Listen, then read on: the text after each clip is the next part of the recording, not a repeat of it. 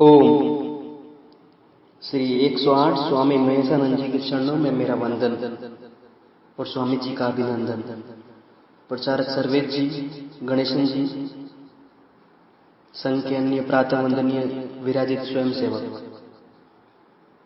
सर्वप्रथम तो मैं मेरा परिचय आपसे करवा देता हूं कि क्योंकि हम में से बहुत सारे आज मुझे शायद पहली बार देख रहे होंगे। मैं दक्षिणी राजस्थान के पाली जिले के देसूरी कस्बे के एक छोटे से खूबसूरत से गांव आना से हूं।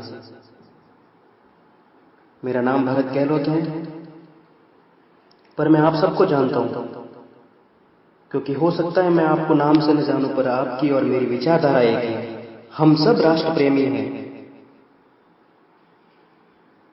हाँ, हो सकता है आपकी भाषा अलग हो, प्रांत भी अलग हो, पर अंततः हम स्वयं सेवक हैं। डॉक्टर हेडगेवार की पाठशाला के विद्यार्थी हैं। कुछ लोग मुझे कहते हैं कि मुझे भी संघ में भर्ती होना है, मुझे भी मेंबर होना है। हाँ, शायद वे हो सकता है संघ को भली भांति न जानते हो, पर आज मैं उनसे कहूंगा कि संघ कोई मेंबर नहीं बनाता, कोई सदस्य नहीं बनाता। जिस दिन आप दिलो दिमाग से आपको राष्ट्रीय स्वयंसेवक का कार्यकर्ता समझ लो, शाखा में नियमित या जैसे ही समय की उपलब्धता हो आने लगो, आप संघ में समाहित हो जाते हो। संघ आपको आत्मसात कर लेता है। आज आप सबने मुझ जैसे छोटे से कार्यकर्ताओं को मन से संबोधन का स्वर्णिम अवसर दिया, उसके लिए मैं आप सभी का सदैव ऋणी रहूंगा। पर एक बात अपने लोगों से कहूंगा कि संघ में आप आओ ना आओ, आपकी मर्जी, पर समाज को जातियों में मत बांटो, वर्गों में मत बांटो। इस बिखराव का सदैव ही कुछ जयचंदों ने हमारा फायदा उठाया है। हमें धर्म के प्रति गर्व होना चाहिए। इसका ये कतई अर्थ नहीं है कि हम किसी को नीचा दिखा रहे, बल्कि हम में स्वाभिमान होना चाहिए।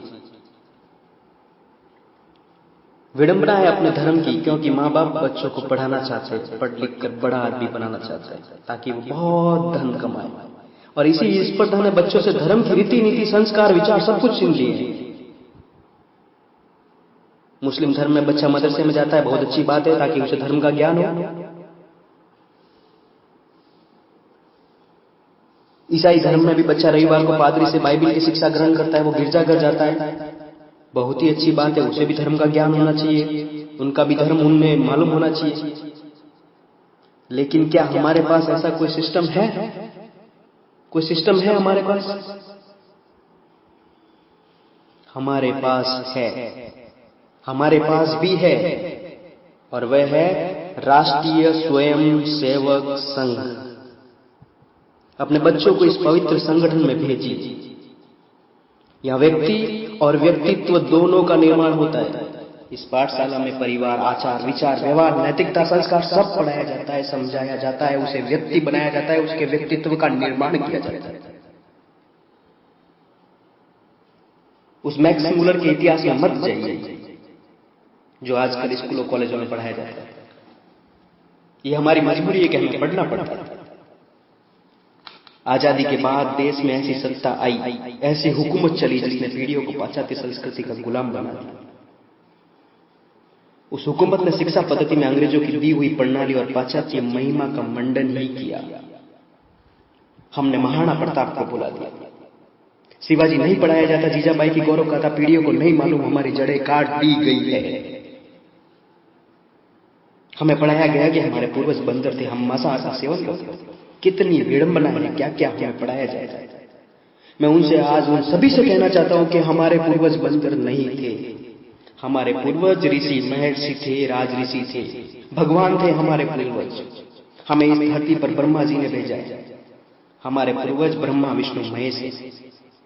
हमें इंसान ही थे और इंसान रूप में ही हमें बनाया गया है, सृष्टि में लाया गया है। हमें शिक्षाएं, रहन सहन का ज्ञान उन त्रिदेव ब्रह्मा, विष्णु, महेश ने दिया है।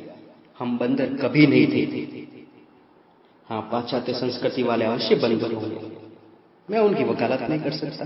वो अपने आप को माने बंदर है, और वो मानते भी है बंदर ही उनके पूर्वज थे। हम क्यों जाएं उनमें? लेकिन हम बंदर नहीं थे, हम मांसाहार सेवन नहीं करते थे। अब आप सोचिए क्या से क्या बना दिया। इतिहास पढ़ाते पढ़ाते हमने अकबर को महान बना दिया, रामायण गीता और महाभारत को भुला दिया।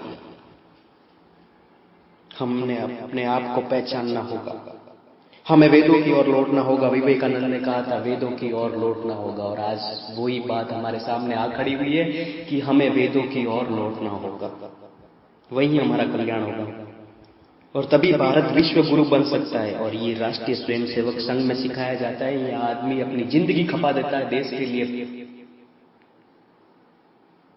हमें भारत को विश्व गुरु बनाना होगा, यह हमारा दायित्व और कर्तव्य है।